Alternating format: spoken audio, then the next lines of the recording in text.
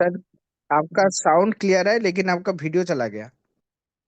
अ, अ, sir मेरा video अब आ रहा होगा इस समय। ओके। ओ सर, एक्चुअली आपका दूसरे जगह से साउंड है बोल के वो वाला पिक्चर सामने आ रहा है। मैं हाँ ये स्पॉटलाइट का आपका वीडियो को स्पॉटलाइट कर दूं? हाँ जी, हाँ जी। आप क्या पीपीटी शेयर करेंगे सर? पीपीटी शेयर करूंगा जी मैं। आ, ठीक है, फिलहाल मैं आपका वो वीडियो को जिसमें वीडियो है उसको मैं ये कर देता हूँ। कहाँ गया स्पॉटलाइट? चलिए सर। ओके। तो आज के इस इवनिंग सेशन में आप सबका हार्दिक स्वागत है। और जैसा कि सर ने भी बताया था कि हमारा जो मेन हार्ट है ना, फॉरएवर का जो हार्ट जिसे कहते हैं, वो है हमारा प्रोडक्ट। अगर प्रोडक्ट दमदार है तो बिजनेस बहुत स्मूथली चलता है। फिर आपको जो है ना उसको बहुत ज्यादा पुशअप नहीं करना पड़ता है। अगर आपको कुछ भी थोड़ा सा भी अगर बेसिक बेसिक बेसिक पॉइंट आप बताते हैं तो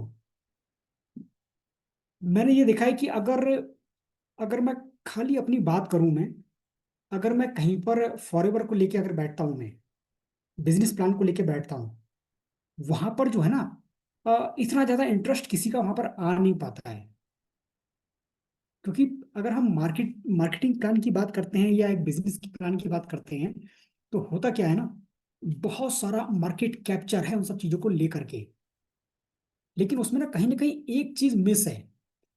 वो मिस क्या है? क्योंकि उन सारे इंडस्ट्री में ना प्रोडक्ट दमदार तो है नहीं। तो इसलिए वो एक ना, एक जिसे कहते हैं कि पावरफुल तरीके से अपनी बात को वहां पर रख नहीं पाते हैं। और हमारे पास में जो सबसे स्ट्रांग पॉइंट है ना, वो इसी प्रोडक्ट को लेकर के ही है। हमारे पास में प्रोडक्ट इतना दमदार है, इतना जानदार है कि आप जिस प्रोडक्ट पे हाथ रख दें, जिसके ऊपर बात करना शुरू कर दें, तो उसके बाद में जो है ना वो बेस बनना शुरू हो जाता है। तो जब आप इसको यूज भी करते हो, फील भी करते हो, तब वो चीजें वहां पर समझ में आती, तब चीजें क्लियर होती चली जाती हैं। एक चीज तो है क्लियर, एक चीज तो ये है कि अगर किसी को भी जब मैं प्रोडक्ट समझाने बैठता हूँ, भले ही वहां पर वो उस समय प्रोडक्ट ले या ना ले, लेकिन उसके ना माइंड में ना वो चीजें, वो जिसे कहते हैं कि एक सिग्नल जा चुका होता है ना, उसको समझ में आ चुका होता है कि इस समय भले ही मैंने चाहे किसी कारणवश नेगलेक्ट कर दिया हो, लेकिन ये मेरी जरूरत है। ये तो एकदम क्लियर हो जाता है। और ऐसे मैंने बहुत भी देखा है, अक्सर देखा है, बार बार देखा है कि बंदा दूसरा तीसरा या चौथे महीने वापस उसी प्रोडक्ट को लेने के लिए ना जरूर आता है। लेकिन ये पावर कहाँ से आती है? ये पावर आती है जब आप प्रोडक्ट को एक बेचने की नीयत से नहीं बताते हो। जब आप प्रोडक्ट को एक उसके जिसे कहते हैं कि असली बैकअप के रूप में बताते हो, उसकी पोटेंसी के रूप में बताते हो, तब चीजें वहां पर समझ में आती हैं वहां पर लोगों को। तो उसी सब चीजों को लेते हुए आज हम कुछ एक प्रोडक्ट के ऊपर बात करेंगे। और जस्ट पहले मैं आप एक स्लाइड शेयर कर दूं मैं, फिर हम सेशन को हम आगे बढ़ाते हैं। जस्ट 1 मिनट, मुझे 1 मिनट दीजिए मुझे।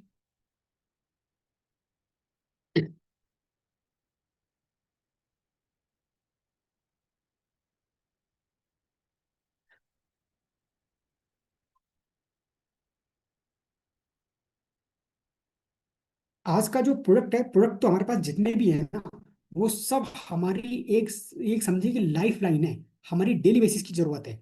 लेकिन आज हम एक ऐसे प्रोडक्ट के ऊपर बात करेंगे कि अगर सही मायनों में देखा जाए तो हमें उसको अपने एक डेली बेसिस पे, डेली हमको जो है अपनी एक डाइट में उसको शामिल करना चाहिए।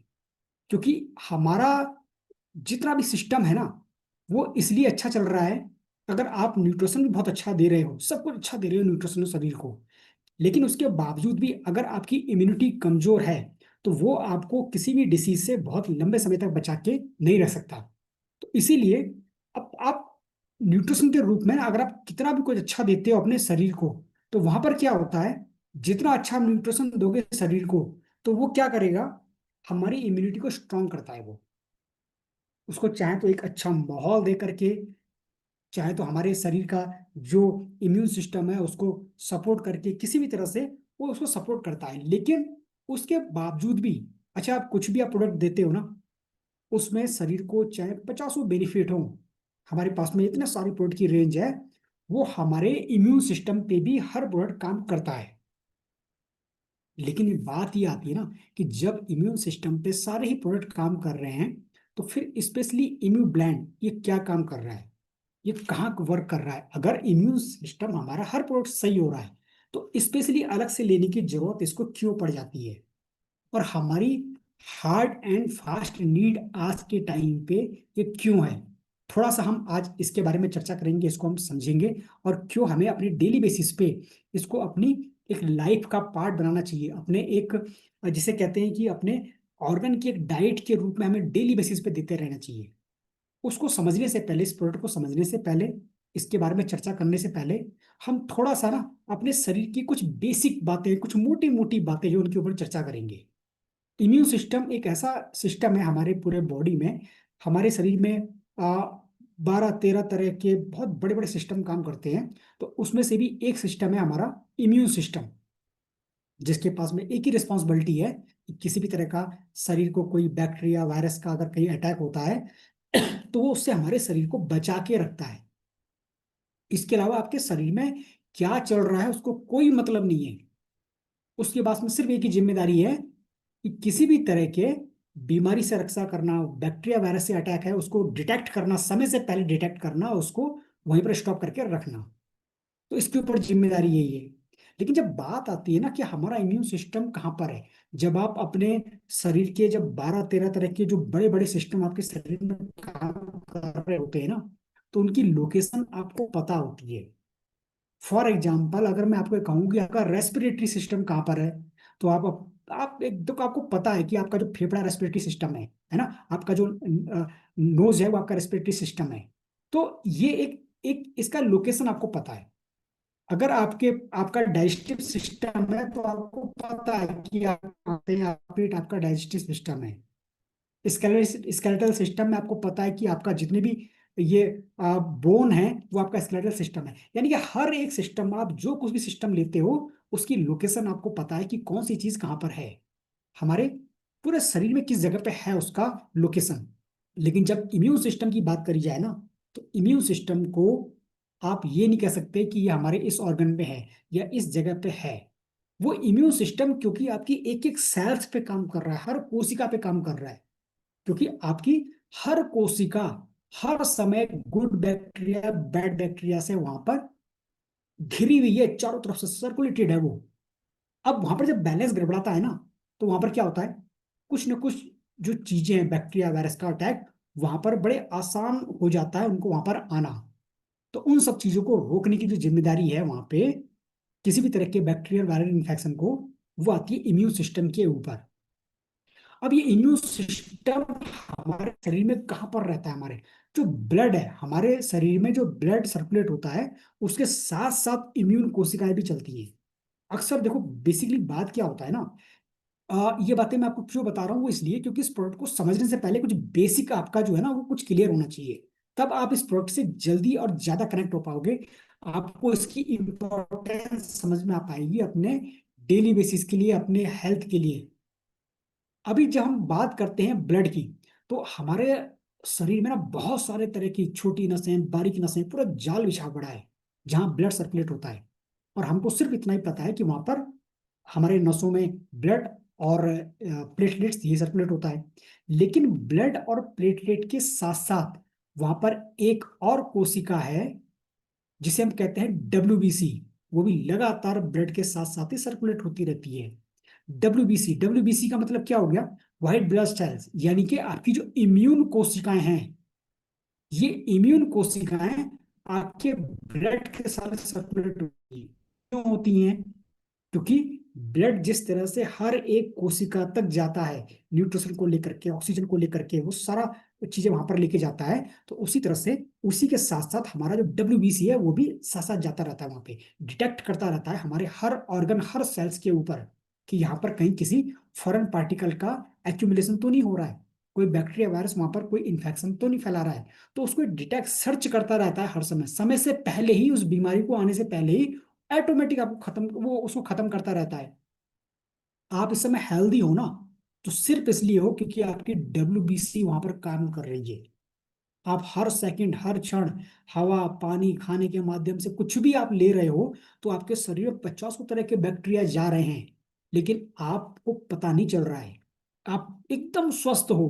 क्यों स्वस्थ हो? क्योंकि वो सारी जिम्मेदारी यही WBC है, जो 24 घंटे दिन रात बिना रुके उस चीज को कैप्चर करके वहीं पर ही खत्म कर दे रहा है, आपको पता भी नहीं चल रहा है। आपको पता कब चलता है? पता तब चलता है जब WBC वहां पर कमजोर पड़ जाती है और ओवरलोड हो जाता है आपका बैक्टीरिया वायरस का। फिर वहां पर वो उसको पूरी तरह से वो कवर नहीं कर पाता है। और तब जब साइन एंड सिम्टम निकल के आते हैं, तब हमको पता चलता है कि हमारे पास में बहुत सारा इन्फेक्शन हमारे बॉडी में आ चुका है, पर्टिकुलर डिसीज हमको हो चुकी है ना। लेकिन जब तक ये WBC काम कर रहा है ना आपके शरीर में, तब तक आपको बीमारी का पता नहीं चलता है, फिर चाहे एज कुछ भी हो जाए। फिर एज का मतलब नहीं है ना। तो वो सब चीजें जो है ना, वो इसका WBC, यही वो इम्यून कोशिकाएं हैं जो जितनी ज्यादा अमाउंट में हेल्दी रहेंगी, जितनी ज्यादा अमाउंट में आपके पास में रहेगा, आपका जो शरीर उतना ज्यादा स्वस्थ रहेगा। अब ये इम्यून कोशिका क्या होती है ना, देखो बेसिकली सारे शरीर में तो होती है, हर एक कोशिका में तो होती है, लेकिन सबसे ज्यादा ये कहाँ पाई जाती है? हमारे डाइजेस्टिव सिस्टम में, हमारी आंतों में, हमारे पेट में, वहां सबसे ज्यादा पाया जाता है। उस डाइजेस्टिव ट्रैक्ट में सबसे ज्यादा पाया जाता है ये। क्यों पाया जाता है? क्योंकि आप जितना भी कुछ खाते पीते हो ना, तो आप इसको स्टरलाइज करके नहीं खाते हो। अभी आप सोच के देखो, जब कभी आप ऑपरेशन थिएटर में जाते हो, जब आपका ऑपरेशन करा जाता है, तो पूरे ऑपरेशन थिएटर को भी स्टरलाइज किया जाता है वहां पे, है ना, ताकि किसी भी तरह का बैक्टीरिया वायरस वहां पर एयर में भी किसी तरह कंटामिनेशन भी ना हो सके। लेकिन आप सोच के देखो, आप कितना जो खाना खा रहे हो उसके अंदर कितना बैक्टीरिया आप ले रहे हो आप, है ना। घर में तो भले ही आप तब भी थोड़ा बहुत कंट्रोल कर पाओ, फिलहाल तब भी अगर आप कितना भी कंट्रोल करोगे, फिर भी वो जाता ही जाता है वो। क्योंकि आप सब्जी को स्टरलाइज करके नहीं खा सकते हो, आप पानी को फिल्टर करके खा सकते हो, लेकिन उसके बावजूद भी उसमें बहुत सारे माइक्रो ऑर्गेनिज्म रहते ही रहते हैं। आप उसको 100% स्टरलाइज नहीं कर सकते उसको आप। और फिर जब आप मार्केट में जाते हो, कहीं आप फास्ट फूड खाते हो और सब चीजें खाते हो, तो वो जितना भी, आप मान के चलो कि आप एक मैसिव रूप में ना उस माइक्रो ऑर्गेनिज्म को ले रहे हो, तो सबसे पहले कहाँ जा रहा है? आपके डाइजेस्टिव ट्रैक्ट में जा रहा है। डाइजेस्टिव ट्रैक्ट में जाता है ना, तो आपके पेट में जो एससीएल होता है, खाने को जो पचाने का काम करता है पेट में, तो वो इतना स्ट्रांग एसिड होता है कि बहुत कुछ तो वही कवर कर देता है, बहुत ज्यादा वही कवर कर देता है। लेकिन कब कवर करेगा? जब आप उसको एकदम से, जिसे कहते हैं कि कंसंट्रेशन रूप में उसको रहने दोगे तब। लेकिन हम क्या करते हैं? हम खाना खाते हैं और खाने के साथ साथ पानी भी पीना शुरू कर देते हैं, तो वो HCl क्या होता है? डाइल्यूट हो जाता है। डाइल्यूट होने से दो उसके काम बड़े गड़बड़ हो जाता है। क्या गड़बड़ हो जाता है? एक तो वो खाने को पचा नहीं पाएगा क्योंकि डाइल्यूट हो गया है वो। और दूसरा, अगर किसी तरह का बैक्टीरिया हमारे खाने के साथ साथ हमारे पेट में चला भी गया ना, तो उसको पूरी पावर से खत्म नहीं कर पाता है। तो जैसे जैसे वो शरीर में आगे खिसकता रहता है, आगे जाता रहता है आंतों में, वैसे वैसे हमारी जो WBC है, इम्यून कोशिकाएं होती हैं, उनके ऊपर बर्डन पड़ना शुरू हो जाता है। क्योंकि अब उनको ना ज्यादा मात्रा में काम करना पड़ रहा है, क्योंकि एक बैरियर जो था ना, वो बैरियर आपने वहीं पर कमजोर कर दिया। अब वो बहुत हद तक आगे भी आना शुरू हो जाता है वो। तो इसीलिए हमारा जो सबसे ज्यादा इम्यून सिस्टम है ना, वो हमारे कहाँ पाया जाता है? हमारे डाइजेस्टिव ट्रैक्ट में पाया जाता है। और उसके अलावा 20% हमारे पूरी बॉडी में, एक एक कोशिका में पूरा सर्कुलेट रहता है वो। अब हमारे शरीर में देखो बेसिक क्या होता है ना, आप कितना भी कोशिश कर लो, आपके अंदर जो है बैड बैक्टीरिया बनेगा ही बनेगा। क्यों बनेगा? क्योंकि जब हमारे लाखों कोशिकाएं डेली बन रही हैं, डेली मर रही हैं, तो जो जो हमारे शरीर के अंदर जो सेल्स जो डैमेज हो रही है ना, उसका जो डिकम्पोजिशन होगा, उसके बाद में जो आप खाना खा रहे हो, कुछ भी खा रहे हो, तो जब उसका बारीक बारीक पार्टिकल में टूटता है, अनवांटेड सब्सटेंस वहां बनना शुरू हो जाते हैं, तो फिर क्या होगा? वहां पर शरीर में कहीं ना कहीं कोशिकाओं में टॉक्सिन का लेवल जो है बढ़ता रहता है। वहां पर बैड बैक्टीरिया के लिए माहौल होता है पनपने का।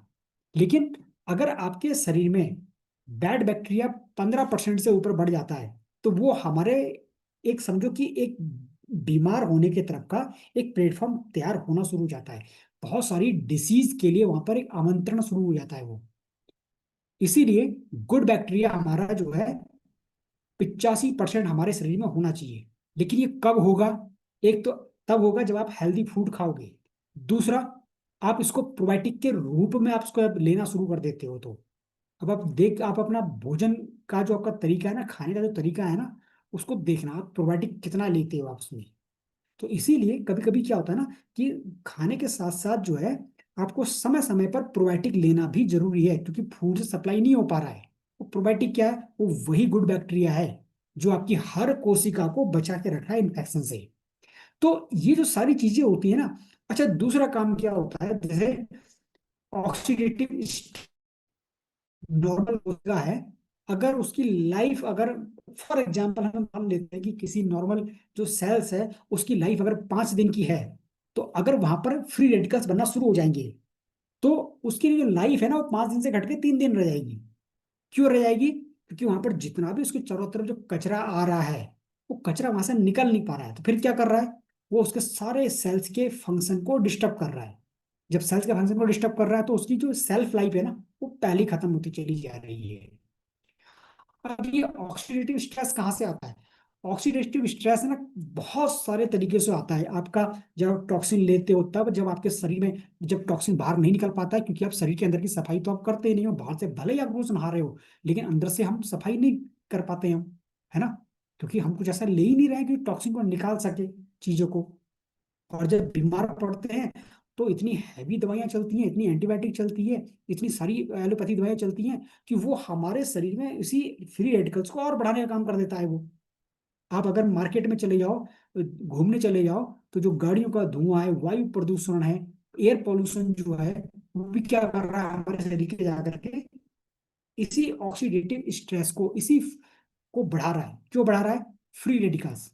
और यही वजह है कि आप देखो, पहले जो एक सामान्य लाइफ ह्यूमन बीइंग की 90 साल 100 साल की हुआ करती थी, आज 70 पे आके अटक गई है।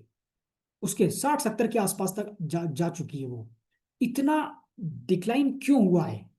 और इतना डिक्लाइन क्यों हुआ है? कारण ये है ना कि जैसे जैसे ऑक्सीडेटिव स्ट्रेस बढ़ेगा, फ्री रेडिकल शरीर में बढ़ेंगे, आप शरीर से टॉक्सिन को बाहर निकालोगे नहीं ना, तो वो अंदर ही अंदर उसी सेल्स को डैमेज करता रहेगा।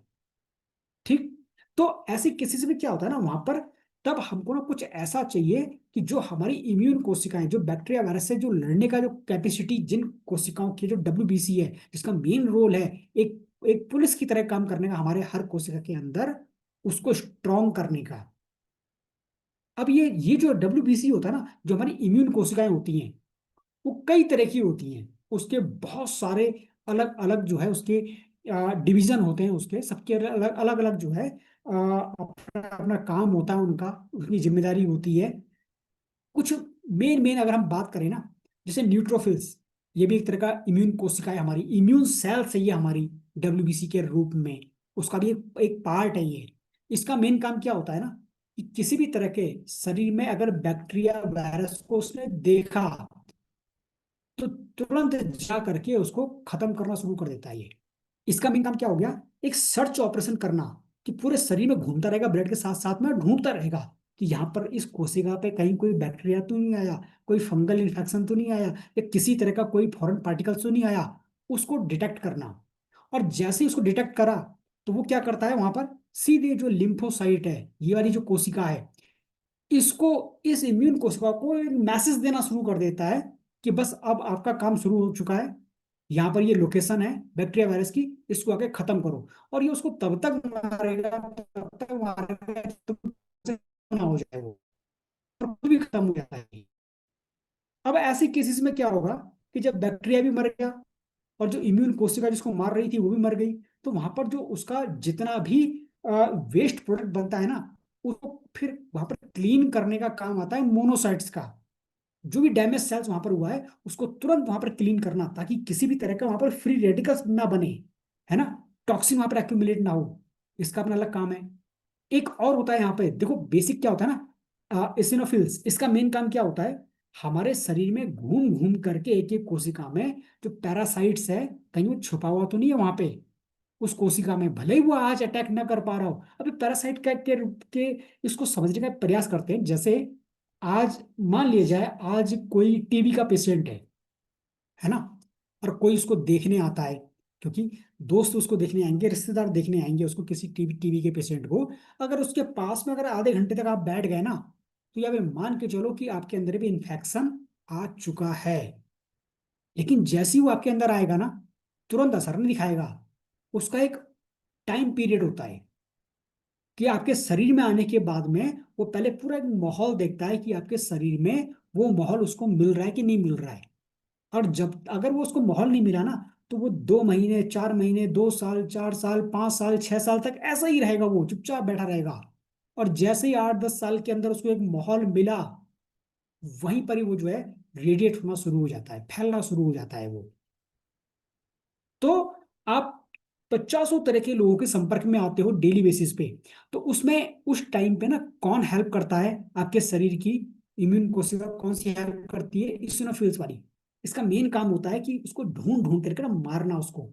कहीं आपके जो शरीर में, पूरे बॉडी में कहीं अगर कोई कैंसर सेल डेवलप हो रही है ना, उसको समय से पहले डिटेक्ट करके खत्म करना। आज अगर आप जो है ना एकदम स्वस्थ हो, आपके शरीर में एक कैंसर सेल्स अगर डेवलप हो रही है, तो आपको पता नहीं चल रहा है। आपको पता कब चलता है? जब वो हो चुका होता है, और जब आप उसका टेस्ट कराते हो, है ना, जब उसका चेकअप कराते हो, जांचें जब होती हैं, तब जाके मालूम चलता है। लेकिन उससे पहले आपको पता नहीं चल रहा है। उससे पहले उस कैंसर सेल से प्रोटेक्ट करने की जिम्मेदारी किसकी है? वो इसी इसिनोफिल्स की है। कि अगर कहीं भी डेवलप हो रहा है ना, तो तुरंत उसको मैसेज डिटेक्ट करके मैसेज भेजता है न्यूट्रोफिल्स को, वो खत्म करो। तो जो हमारी जो इम्यून कोशिका है ना, सिर्फ उसको एक माहौल ही अच्छा नहीं चाहिए, बल्कि वो भी स्ट्रांग होनी चाहिए। इसलिए वहां पर ना स्पेशली इम्यू ब्रांड की जरूरत पड़ती है वहां पे। अब ये अगर थोड़ा सा हम बात करें कि अपने शरीर के बारे में ना, अब ये इम्यून कोशिकाएं डेवलप कहाँ से होती है, बनती कहाँ से, हमारे शरीर में कहाँ पर बनती है ये? बेसिकली जो हमारा बोन मैरो होता है, अक्सर आप जब देखते हो कि हड्डियों के अंदर एक बहुत लसलसा सा पदार्थ होता है, जिसे हम कहते हैं बोन मैरो। और अक्सर आपने सुना भी होगा लोगों से अक्सर कि एक बड़ा डिसीज बड़ी तेजी से रेडिट होती जा रही है आजकल के टाइम पे, बोन मैरो कैंसर। ये नाम भी सुना होगा आपने, अक्सर आपने देखा भी होगा, सुना भी होगा लोगों के मुंह से कि बोन मैरो कैंसर हो गया उसको, या उसकी पूरी बोन मैरो ही चेंज होगी, है ना। तो इसके लाखों के इंजेक्शन आते हैं इसके, 12-12, 14-14, 20-20 लाख के इंजेक्शन आते हैं अगर किसी की बोन मैरो खराब हो जाए तो। वही तो आपका जीवन है, वही तो आपका ओरिजिनेट है। और वो बोन मैरो क्या करता है ना, वो समझो कि एक रफ सेल है, वो रफ सेल एकदम डमी प्रोडक्ट है। अभी होता क्या है, उस बोन मैरो से ना कुछ सेल्स बनती है, जिसे हम कहते हैं मास्टर सेल्स। ठीक। अब ये मास्टर सेल जब बन जाती है ना, उसके बाद में आपका शरीर अगर उसको ब्लड बनाना होगा, तो वो इसी मास्टर सेल्स से, इसी जो जिसे कहते हैं कि स्टेम सेल जिसे कहते हैं, उससे वो ब्लड बना देगा। क्योंकि आपके शरीर में जो ब्लड की जो लाइफ है ना 120 दिन की है। 120 दिन के बाद वो कोशिका खत्म हो जाएगी। जब जरूरत पड़ेगी तो क्या होगा? कहाँ से जरूरत पड़ेगा? आप रोज रोज तो ब्लड चढ़ा नहीं रहे हो, आप स्वस्थ हो, क्यों चढ़ाओगे आप? लेकिन जैसे ही वो ब्लड कोशिका वहां पर खत्म होगी, उसी टाइम पे इस बोन मैरो को एक मैसेज जाएगा कि ब्लड कम हो चुका है, तुरंत बनाओ। तो वो इसी मास्टर सेल्स में से, इसी स्टेम सेल में से ब्लड बना देगा वो, जितनी उसको जरूरत है। अगर डब्ल्यूबीसी यानी कि अगर इम्यून कोशिकाएं कमजोर हुई, तो इम्यून कोशिकाएं, क्योंकि उसकी भी एक लाइफ है, वो भी खत्म होना ही होना है। तो जैसे ही इम्यून कोशिकाएं खत्म होना शुरू हो जाएंगी अपनी एज के अकॉर्डिंग, है ना, चाहे कुछ दिनों के बाद में जब उन्हें सेल्स डेली बन रही है, डेली मर रही है, तो इम्यून कोशिका भी मरेगी वहां पे। तो जैसे ही वो मरेगी तो क्या होगा? उसी स्टेम सेल में से वो डब्ल्यूबीसी को बनाना शुरू कर देगा, इम्यून कोशिकाओं को बनाना शुरू कर देगा, क्योंकि उसका रहना बहुत जरूरी है। क्यों जरूरी है? मैं अगर कमजोर पड़ गया तो इन्फेक्शन बहुत तेजी से होगा, बार बार बीमारी पकड़ेगी। अगर आपके शरीर में प्लेटलेट्स कम हो गया, अभी प्लेटलेट्स के बारे में आप बहुत सुनोगे गर्मियों के टाइम पे, अभी जो गर्मियां चालू हो गई हैं, अब मच्छर काटेगा, मलेरिया डेंगू होगा आपको। और डेंगू होगा तो क्या होगा? यही प्लेटलेट्स काउंट वहां पर कम होना शुरू हो जाता है। ठीक है ना। फिर क्या होता है वहां पर, कभी वहां पर ब्लड चढ़ाने की नौबत आती है, कभी प्लेटलेट चढ़ाने की नौबत आ जाती है ना। लोग हॉस्पिटल में एडमिट रहते हैं हफ्तों हफ्तों तक वहां पर, प्लेटलेट काउंट कम हो गया, प्लेटलेट काउंट कम हो गया करके। ठीक है ना। तो अगर आपके शरीर में नेचुरली प्लेटलेट डेली कम हो रहा है, वो डेली बन रहा है, डेली कम हो रहा है, जब कम हो रहा है तो वो इसी स्टेम सेल से प्लेटलेट बना रहा है। यानी कि जो आपकी स्टेम सेल्स है, जो आपकी मास्टर सेल्स है ना, वो एक रफ सेल्स है। आपके शरीर की जरूरत के मुताबिक वो चीजें वहां पर अलग अलग बनना शुरू हो जाती हैं। ये शरीर का नेचुरल प्रोसेस है, जो हर समय काम कर रहा है, 24 घंटे काम कर रहा है। लेकिन ऐसा नहीं है कि वहां पर मास्टर सेल से डायरेक्टली डायरेक्टली जो है ना, आपका वो इम्यून कोशिकाएं बनना शुरू हो गई, या ब्लड कोशिकाएं बनना शुरू हो गई। उनका प्रोसेस है। अगर शरीर को ब्लड बनाना होगा तो वो एक इस प्रोसेस में जा करके कई प्रोसेस को फॉलो करके तब वो ब्लड सेल्स बनेगा वहां पे। अगर इम्यून कोशिकाएं बनानी होंगी तो वो दूसरे प्रोसेस में जाएगा और वहां पर अलग अलग तरह की इम्यून कोशिकाओं को बनाएगा। अगर उसको प्लेटलेट चाहिए तो वहां पर अलग अलग प्रोसेस में जाकर के प्लेटलेट बनाएगा वो। तो सबका अपना प्रोसेस वहां पर अलग है। ठीक है ना। तो इम्यूब्लेंट क्या करता है, इम्यूब्लेंट क्या करता है ना, इसी प्रोसेस को स्ट्रॉन्ग करता है। इम्यून कोशिकाओं के जो बनने वाली जो प्रोसेस है उसको स्ट्रॉन्ग करता है वो। वहां पर जाकर के आपका जितना भी न्यूट्रिशन है, वो न्यूट्रिशन इम्यून कोशिकाओं को सपोर्ट करता है, वो उसको एक अच्छा माहौल मिले। लेकिन ब्लैंड जो है, इम्यू ब्लैंड है टैबलेट, वो क्या करता है, वो इसी इम्यून कोशिका के बनने की जो प्रोडक्शन वाली जो एक प्रोसेस है ना, उसको स्ट्रॉन्ग करता है। कैसे स्ट्रॉन्ग करता है, जैसे अगर कोई छोटा सा बेबी है ना, जब उसका डेवलपमेंट हो रहा होता है, आप उस समय उसको अच्छा पोषण दोगे, ढंग का न्यूट्रिशन दोगे, तो जब वो बेबी बनेगा ना, एकदम से हेल्दी बनेगा, उसका हर एक ऑर्गन हेल्दी होगा। लेकिन अगर उस टाइम पे, उसके डेवलपमेंट के टाइम पे आप उसको अच्छा पोषण नहीं दोगे ना, तो बेबी तो तब भी बनेगा वो, लेकिन क्या होगा, कहीं ना कुछ ऑर्गन कमजोर रह जाएंगे। हो सकता है उसकी आंखें कमजोर रह जाए, उसका ब्रेन कमजोर रह जाए, उसके हार्ट में कहीं छेद। आपने सुना होगा कि छोटा बच्चा है अभी, 10-12 दिन का है, 1 महीने का है, उसका हार्ट में छेद है उसके, है ना। क्यों छेद है, क्योंकि वहां पर प्रोसेस के दौरान उसको चीजें प्रॉपर तरीके से नहीं मिल पाई। तो शरीर तो बना, लेकिन ऑर्गन कमजोर रह गए। उसी तरह से, ठीक उसी तरह से, जब वो WBC बन रहा होता है, हमारी इम्यून कोशिकाएं बन रही होती हैं, तो उस प्रोसेस के दौरान अगर आपने उसको एक अच्छा न्यूट्रिशन नहीं दिया, तो इम्यून कोशिका तो बनेगी, लेकिन वो हेल्दी नहीं बन पाएगी। जब हेल्दी नहीं बन पाई तो क्या होगा, वो किसी भी तरह के बैक्टीरिया वायरस से लड़ने के लिए फिर मजबूत नहीं है वो। फिर वो ढंग से उसको जो है ना, लड़ नहीं पाएगा बैक्टीरिया वायरस से। तो ऐसे टाइम पे ना, तब याद आता है उन इम्यून कोशिकाओं के प्रोसेस को, ताकि वो अच्छी तरह से बहुत स्ट्रांग बन सके हमारे शरीर में, पावरफुल तरीके से बन सके। उसके लिए वहां पर इम्यूब्लैंड, फॉरएवर इम्यूब्लैंड सबसे जबरदस्त चीज है, सबसे बेस्ट चीज है। अब इसके अंदर इतनी खासियत क्या है, खासियत क्या है ना, इसमें ना एक मशरूम, कौन सा मशरूम, माइटेक और साइटेक मशरूम, सबसे जबरदस्त है ये। अब ये क्या करता है ना, जो इम्यून सेल प्रोडक्शन है ना, उसको सपोर्ट करता है। ये इम्यून सेल को सपोर्ट नहीं करता, और आम किसी भी न्यूट्रिशन की तरह ये क्या करता है, उसकी जो प्रोसेस है बनने की, उस बनने की प्रोसेस को स्ट्रॉन्ग करता है, ताकि अगर वो डेवलप हो रहा है इम्यून कोशिका, तो ढंग की मात्रा में स्ट्रॉन्ग हो सके वो, ढंग की मात्रा में डेवलप हो सके वो, एक पावरफुल तरीके से वहां पर बन सके वो। अब इसमें ना बहुत सारा तरह के अलग अलग के इसमें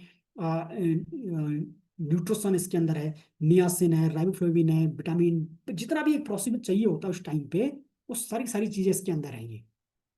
अब इसकी खासियत क्या है, देखो बेसिकली क्या होता है ना, इस इम्यून सिस्टम की, इस इम्यूब्लेंट की खासियत क्या है, कि हमारे इम्यून को स्ट्रॉन्ग होगी होगी, अगर होगी तो हमें किसी भी तरह की जो डिसीज है वो जल्दी हम पे इफेक्ट नहीं कर पाएगी, हमको जल्दी कवर नहीं कर पाएगी वो। हमारा शरीर बहुत लंबे समय तक उन बैक्टीरिया वायरस से या किसी भी तरह की बीमारी से बचा रहेगा। लेकिन उसके बावजूद, उसके अलावा भी इसकी कुछ खास और कैपेसिटी है इसकी।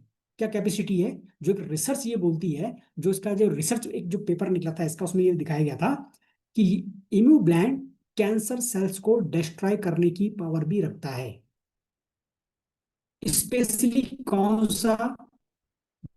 जिसके अंदर माइटेक और साइटेक मशरूम हो। और ये किसके अंदर है हमारा? फॉरीवर इम्यूब्लैंड के अंदर है ना। कैंसर सेल्स को डिस्ट्रॉय करने की पावर रखता है वो। और बेसिकली काम कहाँ पर करता है ये?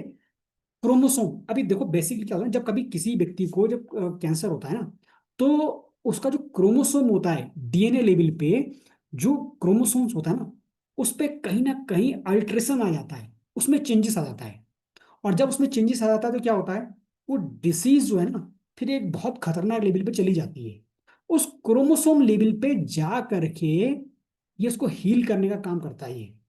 और इसीलिए इसीलिए इसको इम्यूब्लेंट को क्या कहा गया है? एक पोटेंशियल कैंसर फाइटिंग फूड के नाम से इसको जाना जाता है। कैंसर फाइटिंग मेडिसिन के नाम से नहीं। मेडिसिन अलग चीज है, उसका अपना अलग रोल है ना, वो जो रोल है उसका अपना अलग है। लेकिन इसको कैंसर फाइटिंग फूड के रूप में जाना जाता है। जो हमारे, अच्छा क्रोमोसोम के बारे में हम थोड़ा सा ऐसे बात करते हैं। इसलिए क्रोमोसोम हमारे पूरे एक हर एक कोशिका का एक समझो कि डाटा बैंक है, ये पूरा डाटा बैंक है। हर एक प्राणी का डाटा बैंक है ये।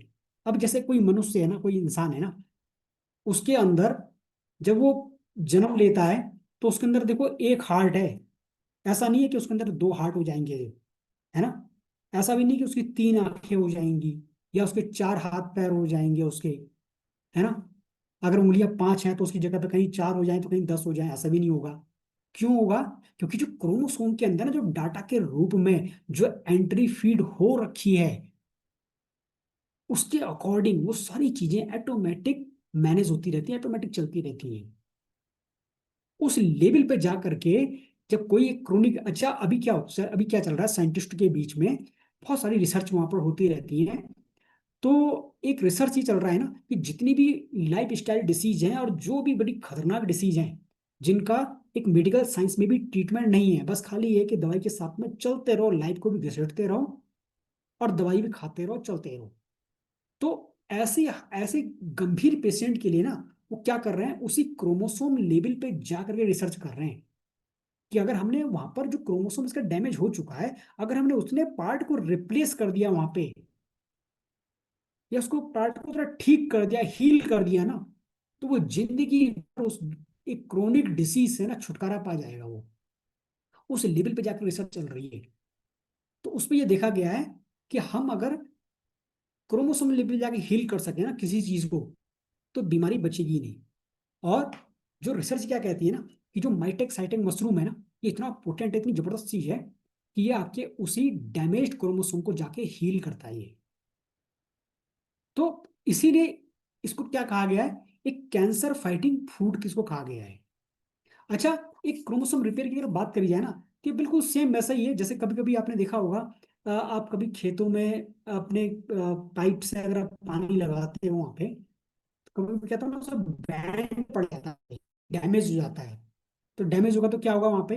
वो कहीं ना कहीं लीकेज होगा पानी, या कहीं पर हल्का सा बैंड हो गया तो प्रेशर पूरा नहीं जा पाता है।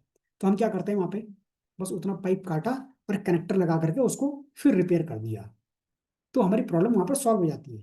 तो सेम उस लेवल पे जाकर रिसर्च चलती रहती है, उस लेवल पे जाकर के, कि अगर हमने इसी तरह से अलग अलग, क्योंकि वहां पर जितना भी इनका क्रोमोसोम का एक पैटर्न होता है, उस पे जा करके अगर उनने वहां पर उसको सही कर दिया, रिपेयर कर दिया, तो चीजें वहां पर अपने आप ऑटोमेटिक सॉल्व हो जाती है ना। तो सोच के देखो, अगर एक इम्यूब्लेंट के रूप में कुछ ऐसी पावरफुल चीज मिल रही है ना, जो आपके क्रोमोसोम को तक हील कर सकती है, तो आपके हाथ में ना जाने अनजाने में कितनी जबरदस्त चीज लगी हुई है। वो पावर है इसकी। लेकिन कब पावर है इसकी? जब इसको डेली बेसिस पे यूज करोगे। कभी कभी क्या होता है ना, हम उन चीजों को ज्यादा यूज करते हैं या ज्यादा यूज करना चाहते हैं जिनका रिजल्ट हमें तुरंत दिख जाए। अब तुरंत दिख जाए मतलब कैसे? फॉर एग्जाम्पल, आपके हार्ट में कोलेस्ट्रॉल जमा हो रखा है, नसें ब्लॉकेज है, और वो साफ साफ रिपोर्ट में दिख गया आपको कि 20% ब्लॉकेज है, 50% ब्लॉकेज है, 90% ब्लॉकेज है ना। तो हम वहां पर फटाक से क्या खाते हैं वहां पे? आर्किटिक सी खाते हैं, ओमेगा 3। तो ओमेगा 3 क्या कर रहा है वहां पे, उसको धीरे धीरे गलाना शुरू कर रहा है, गलाना शुरू कर देता है। और जब हम 2 महीने, 3 महीने, 4 महीने बाद फिर से जब रिपोर्ट करते हैं, तो हमें वो रिपोर्ट साफ नजर आ जाती है कि आपका जो ब्लॉकेज है पूरी तरह से खुल चुका है। तो वहां पर क्या हो जाता है ना, हमको कुछ ना कुछ चीजें दिख जाती हैं वहां पे, एक रिपोर्ट के माध्यम से चीजें क्लियर हो जाती है। लेकिन जब आप इम्यूब्लेंड जब लेते हो ना, इम्यूब्लेंड, तो इम्यूब्लेंड में आपकी इम्यूनिटी कितनी स्ट्रांग हो चुकी है ये भी आपको पता नहीं चलता है। आपकी इम्यूनिटी कहाँ पर जाके कितनी हील हो चुकी है ये भी आप किसी रिपोर्ट में पता नहीं कर सकते हो। तो हमें क्या लगता है, यार इम्यूब्लेंट खा तो रहे हैं, एक खा लिया, दो खा लिया, तीन खा लिया, अब रिजल्ट तो कुछ दिख नहीं रहा है ना। आप सोच के देखो ना, जो चीज आपके क्रोमोसोम लेवल पर जाके हील कर रही हो,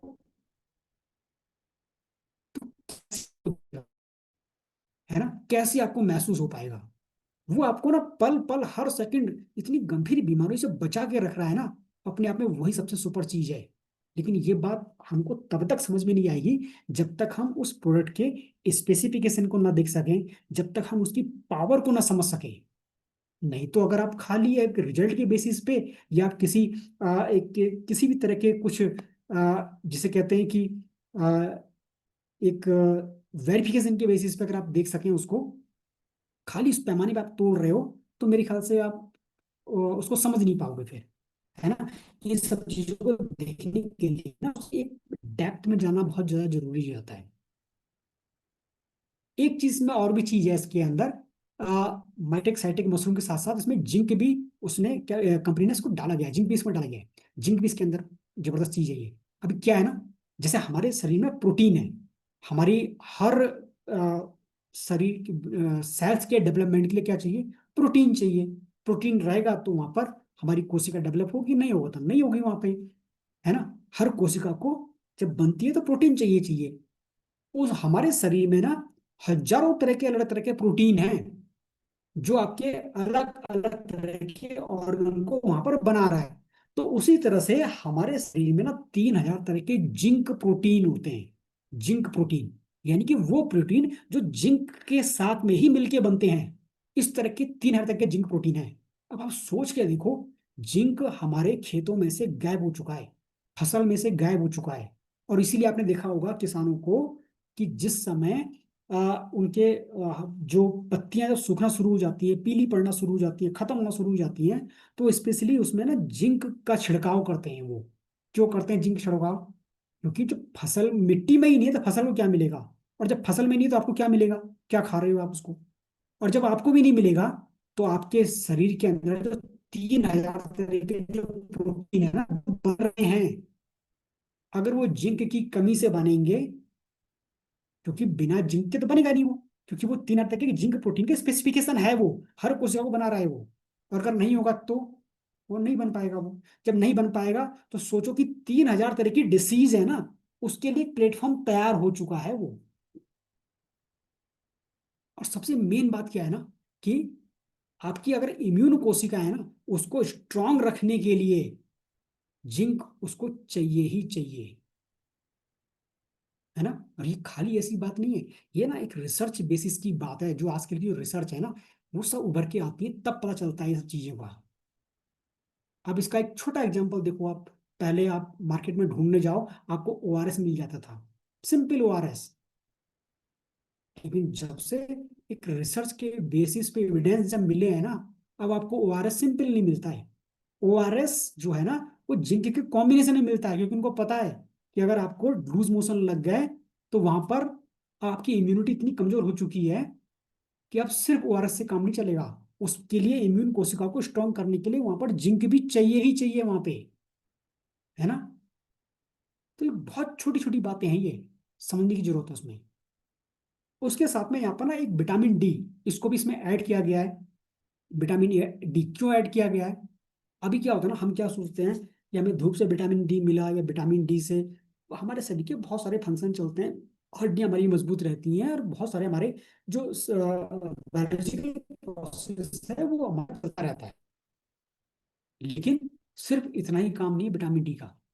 देखो बेसिकली क्या होता है ना, अभी हमने दिखाया था कि जो हमारी मास्टर सेल्स है ना, जो हमारी स्टेम सेल्स है, उस स्टेम सेल से अलग अलग तरह के कोशिकाएं बनती हैं। उसी से ब्लड बनेगा, उसी से आपका प्लेटलेट बनेगा, उसी से आपका इम्यून कोशिकाएं बनेगी। अगर इम्यून कोशिकाएं आपकी जब बनना शुरू हो जाती हैं, और वो बनती रही बनती रही बनती रही और ज्यादा मात्रा में बन गई, तो क्या होगा? वो कहीं ना कहीं फिर हमारे शरीर के लिए नुकसानदेह होगा। तो विटामिन डी क्या कर रहा है? विटामिन डी, जब जरूरत से ज्यादा इम्यून कोशिकाएं बन जाती हैं, जितनी शरीर को जरूरत है, अगर उससे ज्यादा बनना शुरू हो गई, तो क्या करेगा वहां पर? उस प्रोसेस को स्टॉप कर देगा वो, रोकने का काम करेगा उसको, ताकि वहां पर बहुत ज्यादा मात्रा में ना बन जाए। ऐसा नहीं है कि अब कोई चीज अच्छी है तो बस वो बनती रहनी चाहिए, बनती रहनी चाहिए। तो विटामिन डी का मेन रोल क्या है ना, कि उस प्रोडक्शन को, कहीं वो ओवर प्रोडक्शन ना हो जाए, उसको स्टॉप करने का काम करता है वहां पे। उसके साथ में इसमें डाला गया है फ्रक्टो ओलिगोसैकेराइड। क्यों डाला गया है? क्योंकि अगर इम्यून कोशिकाएं वहां पर हैं, तो उनको एक सपोर्टिव माहौल भी चाहिए।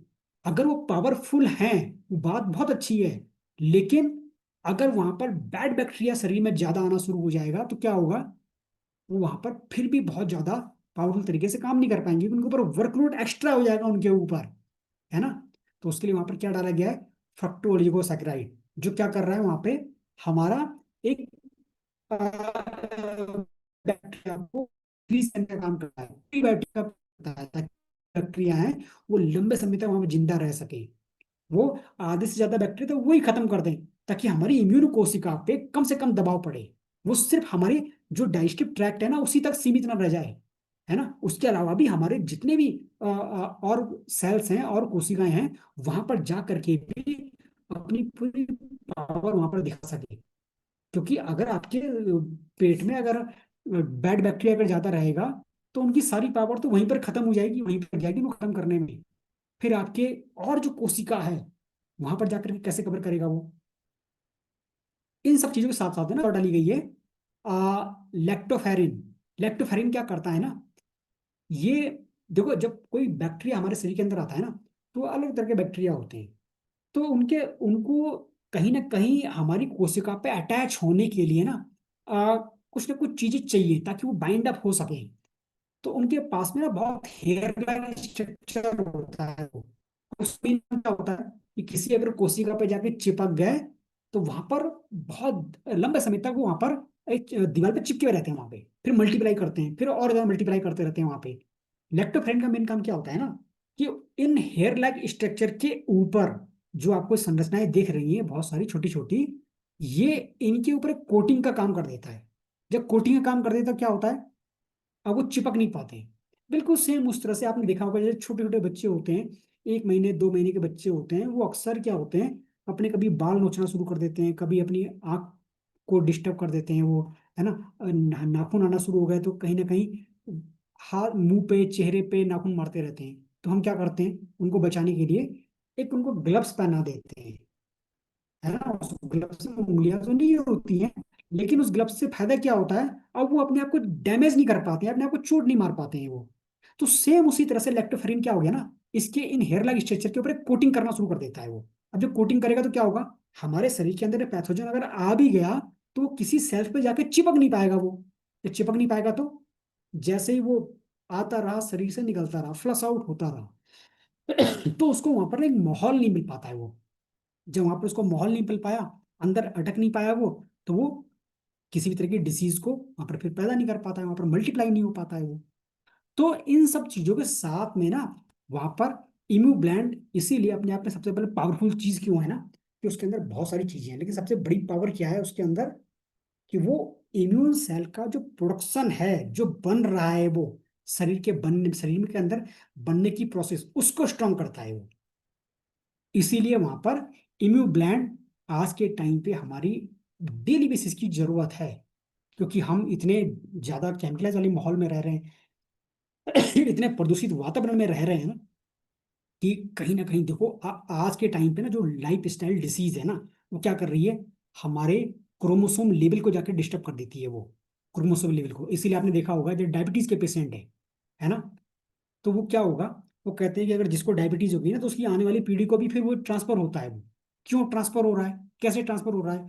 वही क्रोमोसोम है वो, कि जब एक व्यक्ति का क्रोमोसोम लेवल बिगड़ा, तो वो पीढ़ी दर पीढ़ी आगे अदर पीढ़ी में ट्रांसफर होता रहता है वो। है ना। आप सोच के देखो, आपके हाथ में ना कुछ ऐसी चीज लगी है जो आपके उस क्रोमोसोम लेवल को जाके हील कर रही है। लेकिन कब हील करेगी? ऐसा नहीं कि खाली एक डिब्बी खाया तब आपका, आप सोचो कि हील हो गया, या 2 डिब्बी खाया। ये आपकी डेली डाइट होनी चाहिए आपकी।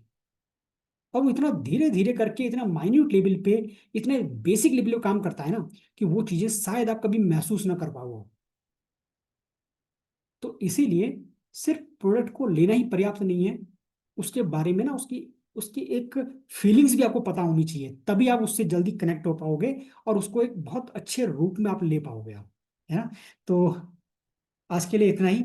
और मैं समझता हूँ कि इंग्लैंड की पावर जो है हमको आज समझ में आ चुकी होगी। और समय भी हो चुका है, बाकी मैं माइक हैंड ओवर करता हूँ सर को एक बार फिर से। Thank you Pritam sir. और आज जो नॉलेज हम लोगों को मिला, जबरदस्त नॉलेज मिला प्रोडक्ट के ऊपर पे।